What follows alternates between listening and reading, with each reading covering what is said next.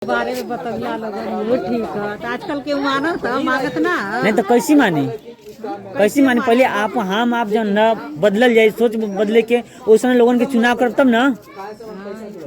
तो पहले हमके बदले पड़ी ना तब न हम दूसरे कब कहो चाचा पहले हमके जो बदले पड़ी ना।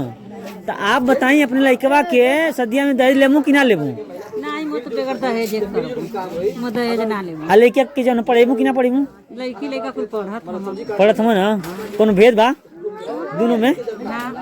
लड़कवा अगर पढ़ के आवेला तो जन कोनो काम करेला खाना बनावेला लड़का खाना बनाई गाना बनाई ना बनाई ना गाना बनाई लड़किया के जितनी जोर दिया जाए तो लड़कवा ना सुनेला।